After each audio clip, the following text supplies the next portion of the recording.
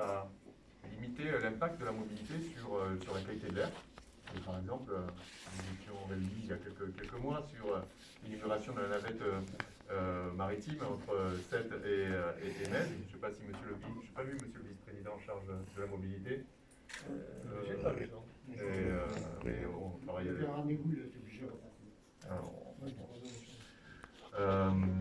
D'autres sujets autour des particularités de ce territoire, c'est aussi d'avoir une certaine autonomie en termes de gestion des déchets résiduels et une unité de valorisation énergétique qui permet des potentiels importants en termes de chaleur fatale et de valorisation de la chaleur auprès des industriels du territoire.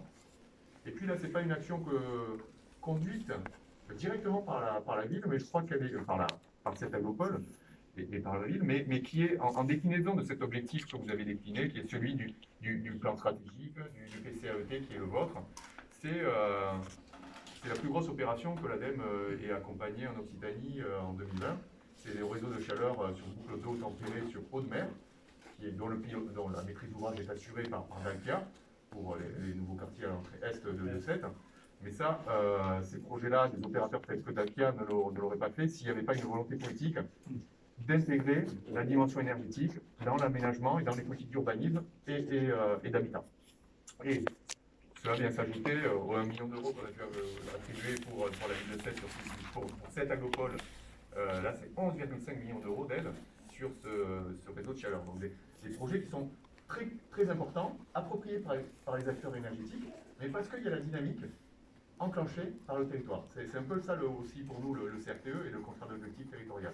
Donc je m'y arrête quelques secondes. Vous l'avez dit, Monsieur le Président, ce contrat d'objectif territorial fait partie vous faites partie des 7 premiers contrats d'objectifs territoriaux signés par l'ADEME dans le cadre des CRTE en Occitanie. C'est pas un hasard. C'est le deuxième code que nous signons après le PNR, Parc naturel régional des Grands Causses. C'est le deuxième code que nous signons cette année en Occitanie. Mais qu'est-ce hein, de quoi s'agit-il? Oui, c'est une aide de 350 000 euros sur 4 ans, mais assujettie d'objectifs. Et ces deux objectifs, ils sont appuyés sur deux méthodes qui s'inscrivent dans le cadre du programme Territoire engagé pour la transition énergétique écologique. Donc, c'est d'abord le label Climat, Air, Énergie, et ensuite le label Économie circulaire. Ces deux labels font l'objet d'une méthode qui vous est proposée, mais aussi d'une quantification de votre progression. Et si on parle de contrat d'objectif territorial, c'est que sur la première année, pendant les 18 mois, on va faire le niveau 0. Vous et vos équipes, nous allons faire, avec les équipes de l'ADEME, un état zéro de la situation du territoire sur donc, le climat, air, énergie et le label économie circulaire. Et donc, nos aides seront attribuées au regard de la progression qui sera la vôtre. Donc, il y a derrière une méthodologie et un pilotage et des indicateurs très précis qui seront mis en œuvre. On n'est pas dans une auto-attribution de label, là. C'est vraiment quelque chose d'ambitieux. Trois derniers points. Cette agropole se positionne avec ce CRTE et particulièrement avec ce contrat d'objectif territorial comme animateur et catalyseur de la politique de transition énergétique et écologique.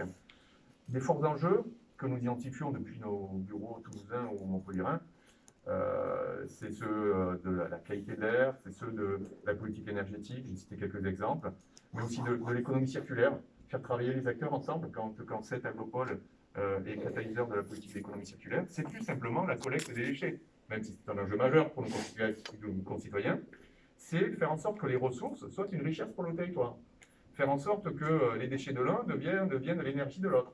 Et c'est tout ce travail de maïotique, ce travail d'écologie industrielle et territoriale, pour employer quelques mots un peu technocratiques de l'ADEME, c'est toute cette animation territoriale qui est en filigrane de ce contrat d'objectif territorial. Et puis deux points qui me paraissent vraiment très importants, c'est la transversalité aussi. Cette agropole est dotée de compétences très importantes en termes d'urbanisme, d'habitat, de développement économique, de déchets, d'économie circulaire, de biodiversité, de cadre de vie, enfin voilà, tout le travail qui est conduit aussi sur la ville de Sète. Il me semble que l'enjeu en interne, ça va être aussi la transversalité et que ce contrat d'objectif territorial ne soit pas que le contrat de transition écologique, mais soit bien le contrat du territoire et de la collectivité. Et puis le deuxième enjeu, c'est la territorialisation et le lien avec les acteurs locaux, j'en ai cité certains, dans le domaine de l'énergie, dans le domaine du développement économique, et puis on ne peut pas ignorer aussi que cette est dotée d'un port, de cette continuance Île-de-France qui est majeur, et qui dit port dit relation sur les questions énergétiques ou les questions de ressources entre la ville et le port. Et puis je conclue là-dessus, c'est contre la justice territoriale, c'est aussi des nouveaux moyens en ingénierie qui nous sont proposés. Et ça suppose peut-être de renforcer les équipes en la matière.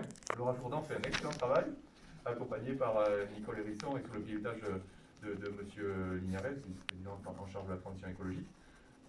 On a besoin pour justifier, pour mettre en œuvre la transition écologique dans les territoires, on a besoin de moyens, d'ingénierie, c'est aussi le dispositif qui nous est proposé. Et enfin, je voudrais aussi, la transversalité, c'est vrai dans les territoires, c'est vrai aussi pour nous l'ADEME, et ce contrat d'objectif territorial, en particulier celui de cette aglopole, ça a été l'occasion pour nous et je veux les saluer ici, de travailler de concert les politiques climat-énergie, avec Vincent Glachant ici présent, et puis les politiques d'économie circulaire, je salue Florence Hu qui est ici présente. Chez nous aussi, c'est une évolution de notre accompagnement au territoire. On n'est plus uniquement sur les déchets, l'économie circulaire et l'énergie d'un côté. On considère que les deux doivent être allés de pair. Donc c'est vrai pour nos équipes et c'est vrai dans les dispositifs qu'on vous propose. En tout cas, on est ravis de signer ce contrat aujourd'hui avec vous et en présence de Madame la sous-préfète.